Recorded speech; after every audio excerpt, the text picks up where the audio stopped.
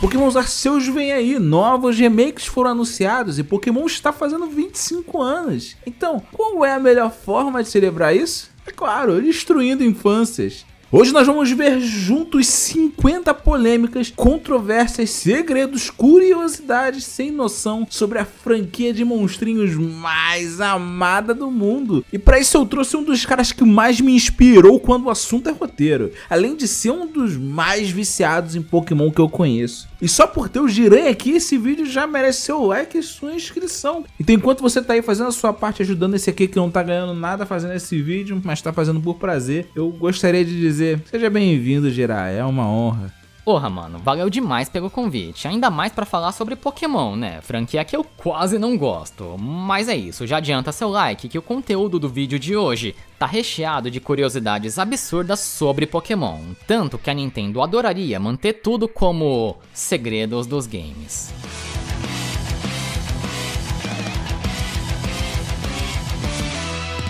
Vamos começar do começo e já tirando aquele elefante branco da sala. Antes de ir para os mais desconhecidos, vamos falar dos episódios banidos que quase todo mundo já conhece. O mais famoso é o do Porygon, que causou quase 700 convulsões no Japão e que gerou várias tretas gigantescas, quase acabando com a franquia logo após ela ter nascido. Outro episódio que gerou muito problema foi quando o Ash encontra o Dratini e o Dragonair. Esse capítulo só foi exibido no Japão e depois retirado do ar, porque é usada uma arma contra as crianças. Inclusive tem uma parte que metem bala na equipe Rocket, olha que bizarro.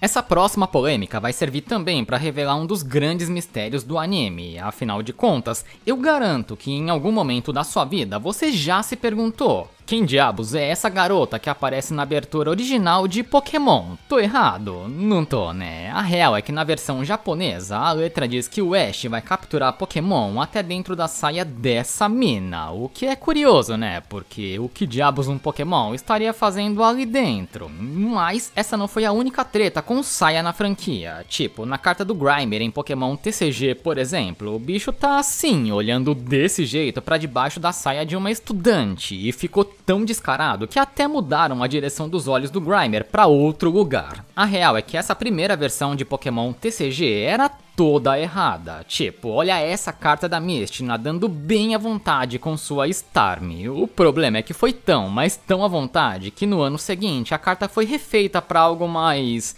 comportado, né? O que tornou a carta original uma raridade.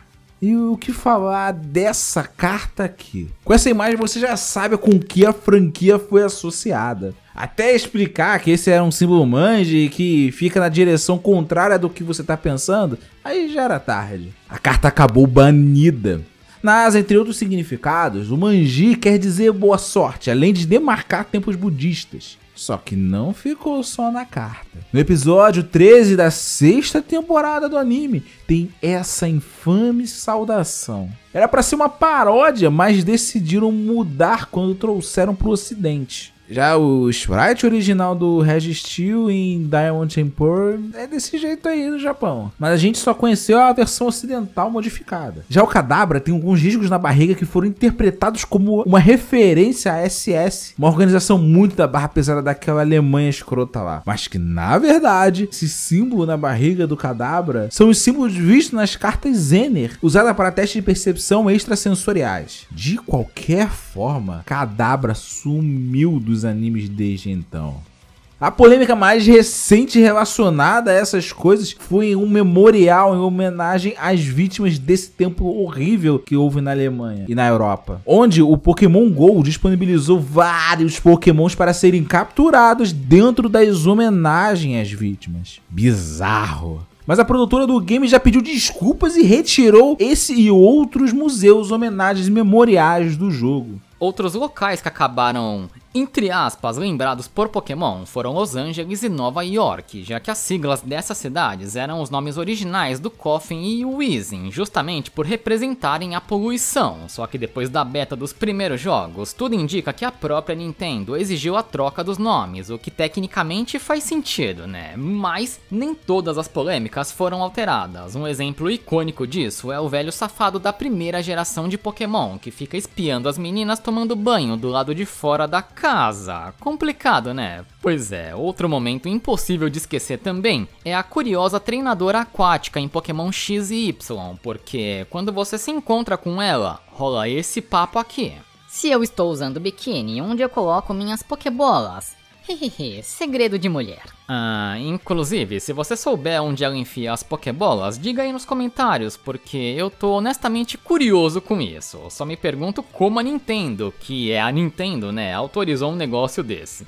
Jiranha, mas isso nem surpreende muito se você for olhar lá os primeiros mangás de Pokémon, por exemplo. Quando foram fazer o Electric Tail of Pikachu, eu acho que escolheram o profissional errado pra desenhar as artes. O cara parece ser especializado em outro segmento, se é que me entende. A roupa da Misty, que tinha entre 10 e 12 anos, era bem diferente. Isso quando ela tinha roupas, mas ela não era a única. Todas as mulheres tinham alguma desculpa para exibirem seus corpos de algum jeito. O fato é que quando veio pro ocidente, a editora teve um trabalho gigantesco, pois teve que refazer e remover várias partes do mangá, principalmente nas aparições da Misty, que ficou bem mais comportada. Mesmo assim, muita coisa ainda ficou na versão final, para alegria ou não de muita gente. Aliás, cavaleira, essa não foi a única polêmica com a parte de cima do corpo feminino, não mesmo. A versão original de Pokémon Stadium, lançada no Japão, mostra uma Nidoqueen bastante alusiva, com muito balanço ali na frente, tanto que foi retirado na versão ocidental do jogo. Já no anime, algumas cenas japonesas também foram cortadas das versões dubladas, como no episódio do Kangaskhan, onde um garoto olha para aquela área do corpo da Misty e pede pra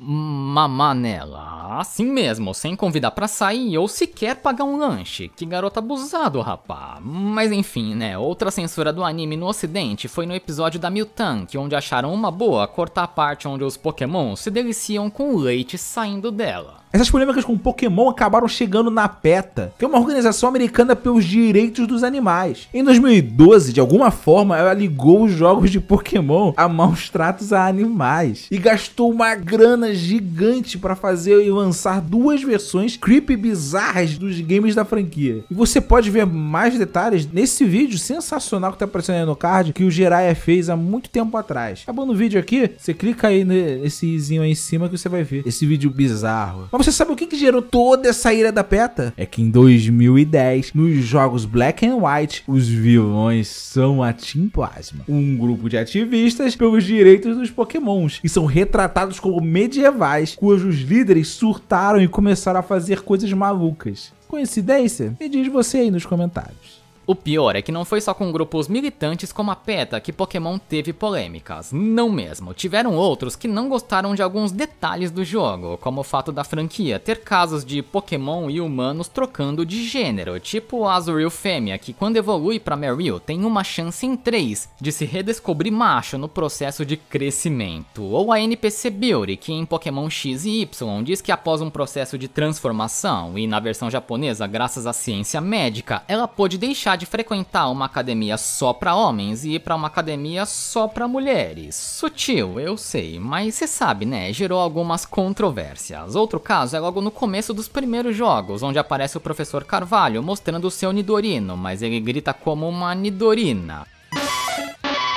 Tudo bem que nesse caso em específico, eu aposto que foi um erro de programação mesmo. No entanto, o que foi proposital com toda certeza foi a cena do episódio Beauty and the Beast do anime, em que o James tenta se transformar em mulher e, orgulhoso com os grandes resultados, ele começa a exibir seus atributos pra Jessie, Misty e até o Brock também. Por que não, né? Depois do desenho ainda dá um close na Misty de biquíni pra pôr aquela cereja no bolo. Sem surpresa nenhuma, esse episódio foi só exibido fora do Japão uma única vez e nunca mais.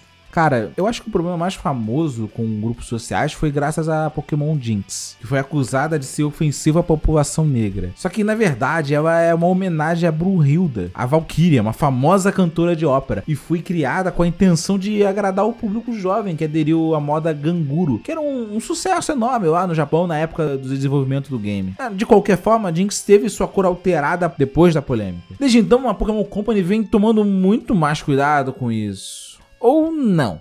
Na versão original de Pokémon Black and White, a líder de ginásio Lenora, que é uma mulher negra adulta, usa um avental o tempo inteiro. Na versão ocidental, ela foi apresentada sem esse avental para evitar qualquer associação com coisa errada, né? Só que quando descobriram como ela é no Japão, aí não deu outra.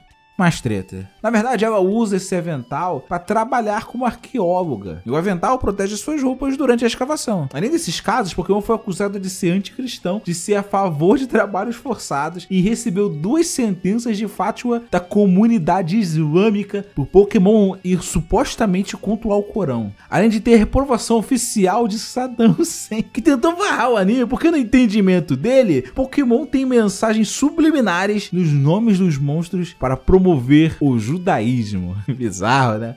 Mas assim, o caso mais bizarro de todos aconteceu em 2005, onde um geneticista de um centro de estudos do câncer em Nova York encontrou um importante gene ligado à progressão de vários tipos de tumores e decidiu dar o nome de gene Pokémon. Seria até uma bela homenagem, já que isso podia até ajudar a combater diversas formas dessa doença terrível, mas a Nintendo não entendeu dessa forma e processou o geneticista, obrigando que ele trocasse o nome para não relacionar a franquia de monstrinhos com o câncer, mano. Só que aí cê sabe, né? A comunidade científica decidiu criar um meme interno sobre essa história e até hoje é possível encontrar estudos científicos sérios que citam aleatoriamente o gene Pokémon só de zoos, tá ligado? É trollagem nível Einstein mesmo, né? Não tem jeito. Claro que ainda tem as polêmicas com Pokémon GO, brinquedos que sufocam, cassinos para crianças e muito mais. Mas isso fica para um outro vídeo, caso esse aqui tenha bastante like. Então não se esqueça do seu e me fala aí qual a polêmica faltou e qual dessa lista aqui mais te surpreendeu. Eu quero saber. E valeuzão aí por participar, Giranha. Tá sensacional, cara. Pô, tamo junto demais, cavaleira. Eu que agradeço o convite, né? E espero que geral aí também tenha gostado. Mas enfim, meu canal estará aí embaixo, então quem quiser é só colar. No entanto, o mais importante é você que não está inscrito aqui ainda, clicar rapidamente no botão inscrever-se para não perder mais nenhum vídeo desse canal, demorou? Tem muita coisa boa vindo por aí. E não se esqueça de clicar no sininho e marcar ali todas, por favor, nas notificações para não perder mais conteúdos como esse. Pô, muito obrigado por estar aqui, é realmente muito importante para mim, de verdade, obrigado mesmo. E na próxima vez que nos vemos, se você quiser, eu posso te contar mais segredos dos games. Buenas!